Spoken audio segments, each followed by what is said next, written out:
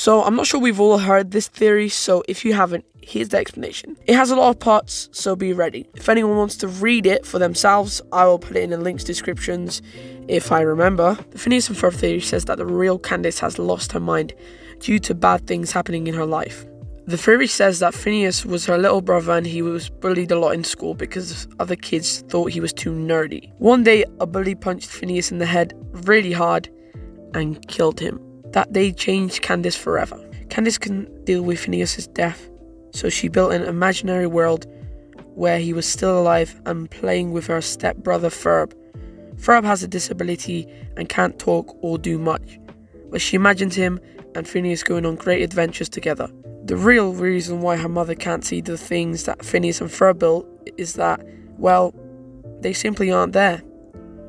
And the more Candace tries to convince her mother, the more crazy she becomes. Yeah, that one really hit hard. So it goes on to say, the villain, obviously Dr. Doofenshmirtz, is actually Candace's psychologist, whom she sees twice a week, it says here. I'm not sure how they know that. It started to put a strain on the family to try and pay for all these expensive doctor's visits, though. In desperation, her mother had an idea to write down all the fantastical stories Candace was telling her and tried to sell it to Disney as a show, and it worked. The biggest bit of evidence that goes into this theory is season 2, episode 33, Wizard of Oz, where Candace goes into a parody of the Wizard of Oz with Doof as the Wicked Witch. This means that Candace knows about Doof and his evil intentions, because of which it could be inferred that Candace made Dr. Doofenshmirtz, Perry, their archenemy up. So that's the Phineas and Ferb theory, but is any of it true? Although this sounds kind of smart, the theory, at least I don't think, can be true.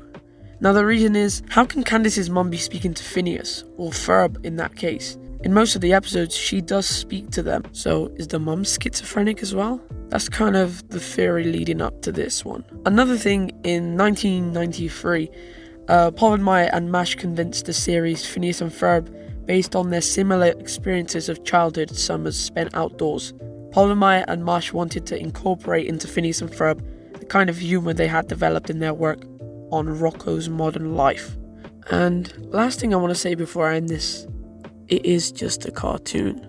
If you guys have a different opinion, then please do comment below, and yeah, I'll just check it out, really. I hope you guys enjoyed this short video. Thanks for watching, and as always, I'll see you in the next one. Bye. So I'm not sure. The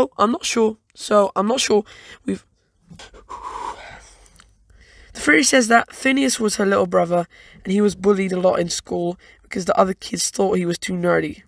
One day, a bully punched Phineas in the head really hard and it killed him. Oh, I shouldn't laugh.